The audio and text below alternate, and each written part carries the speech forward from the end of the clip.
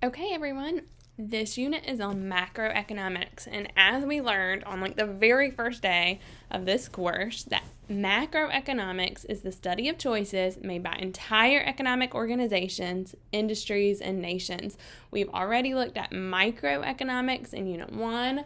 We kind of started moving into macroeconomics in Unit 2 by looking at the business cycle and how the government helps and how economists help study the business cycle and stabilize the economy with different tools. And in this unit, we're going to spend even more time focusing on larger organizations. Now, we're going to have just 3 short lessons. The first one is just kind of an intro to macro and economic organizations. The second lesson's a little bit heavier and it covers the government economy as far as government budgeting, for example. And then the last one is going to look at the global economy, how North Carolina and the United States contribute to the national, how North Carolina contributes to the national and the global economy, and how the United States contributes to the global economy overall. So, in this lesson, we're going to be largely talking about economic organizations. We've already done this a little bit when we've talked about the Fed and banks, so I'm just going to go through a few examples of economic organizations in the United States. We know that the Fed and the Federal Reserve System and the banks work together as an economic organization, and they make choices on a large scale. The government, as I mentioned previously, we're going to dive deeper into the economic decisions made by the government in Lesson 2 of this unit. But 2 others that I'd like to focus on are the stock market as an economic organization and labor unions as economic organizations. Now, there are others, but primarily we're going to focus on these. We're going to cover, just generally speaking, the purpose and the function of these economic organizations, and we are going to look closely at the stock market and labor unions in this lesson. So, the purpose of economic organizations, and we have seen this with the Fed and with the government and fiscal policy. The purpose of economic organization is to help regulate and stabilize the economy, but also in the 2 economic organizations we're going to look at today, they help to look out for individuals' interests, and you'll see what I mean in a sec. All right, so let's look at the stock market. You've probably heard of this before, and you might know people, or you yourself maybe have invested in the stock market. And we're going to cover the stock market from an investor's standpoint a little bit more when we get to the personal finance section of this course. But what is the stock market? The stock market is like a grocery market, but for businesses to sell their shares or stock of their company, so that investors can buy it. So here's how it works.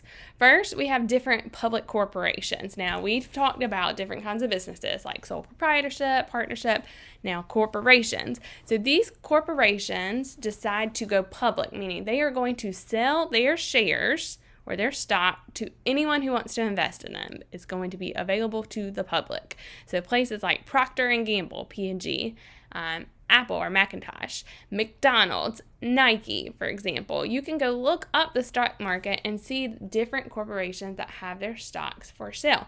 So these companies decide that they are going to open it up so that anyone can invest in their business by buying stocks.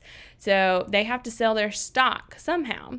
So they go to the stock exchange.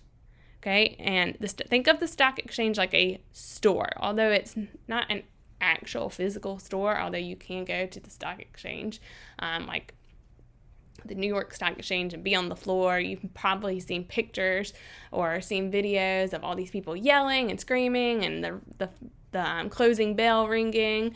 But the stock market is really evolving now, and people are able to trade digitally. So the stock exchanges could be things like the New York Stock Exchange, NYSE, the NASDAQ, London Stock Exchange, Tokyo Stock Exchange. There's tons of different stock exchanges in the world.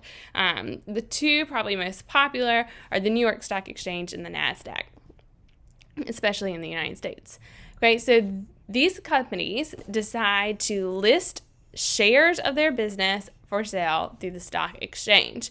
The stock exchange then finds investors who want to pay them. So the investors will pay the stock exchange in return for pieces or shares of a business or multiple businesses for possibly. All right, so some other things, and we're going to actually, later in this course, you are going to pretend to buy stock in company and track your investment and see how much you gain from it. This benefits both the investor, hopefully, if they're gaining money, although you could lose money in the stock market, and the businesses. When the businesses are getting investment from outsiders, they are able to raise funds faster. Remember, think about the pros and the cons of the different kinds of businesses. Corporations are able to raise funds very quickly by selling stock, and they can use that for research and development of new products, for marketing, for new ideas. So both parties, the corporations and the investors, benefit from the stock market. So you might have heard of some terms like the Dow Jones or the S&P 500. Those are economic indicators. They show how the stock market is doing in general. It's basically a collection of a list of different companies, and it tracks how those companies are doing. Are their stock prices going up? Are their stock prices going down? And collectively, that indicates to us how the economy is doing and how the stock market is doing. So if the Dow Jones crashes, then that's not a good indicator for the business cycle and for the economy. So we talked about other economic indicators in our last unit, things like the GDP and unemployment rate. Well, the Dow Jones and the S&P 500 are also, they're indexes that show how the stock market is doing in general. You also have probably heard of the term Wall Street. Wall Street is in New York's financial district. And in New York's financial district, the New York Stock Exchange and the NASDAQ are located there. And so they are housed, their headquarters are in New York in a district that we call Wall Street. So if they're like, oh, how's Wall Street doing? They're just talking about a district in New York that is referring to like the financial market. Okay, so that's the stock market. Another economic organization or group of organizations are labor unions. Labor unions come in all shapes and sizes, but they are organizations of workers that join together to protect their rights and their interests. It could be with their specific company or the industry at large. So you might have, for example, a teacher union that is working with their employer, their local employer, or it could be a state teacher union that works to advocate for state legislation to protect teachers in the state, or it could be a national teachers union that works to protect the interests and rights of teachers across the country. So we see this with all like different kind of manufacturers and factories. We see this with other jobs like teachers or an actors union or entertainment industry organization. And the purpose, no matter what kind of union it is collective bargaining, because there is power in numbers. If one employee goes to their employer or their state and tries to advocate for their rights and interests, they're not going to get as much pull and traction than if hundreds of employees are in a group called a union together going to their state or their employer and trying to make deals and protect their rights. So the goal of unions is collective bargaining. Collective meaning joining together and bargaining. Think about it this way.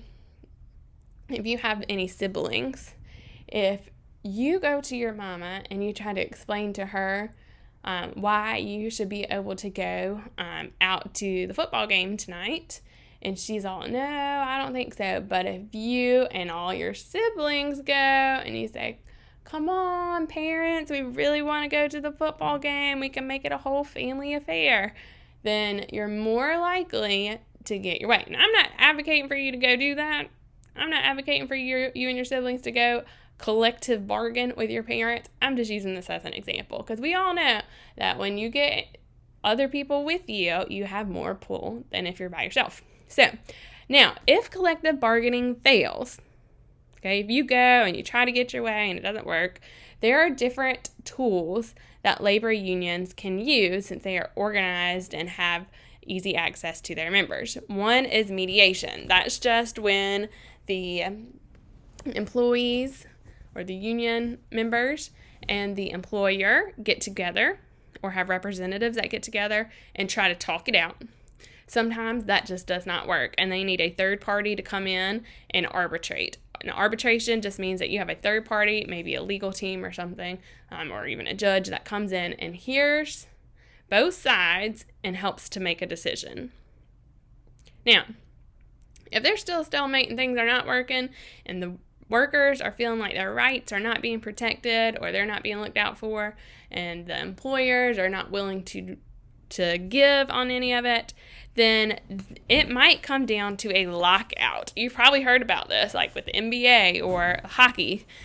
This is when the employers just close up shop and they say, you know what, we're not paying you, you're not working, none of this is happening until an agreement is made. And this happens. We see this happen a lot with professional sports, actually, where the industry just closes down and says, you know what, when we come to an agreement, we will start playing games again. So that is called a lockout. On the flip side of that, so a lockout is if the employers close up shop. On the flip side, if the employees decide to refuse to work, that is called a strike. And all that happens there is the employees just refuse to work and say, well, we're just not working until you agree to do X, Y, and Z.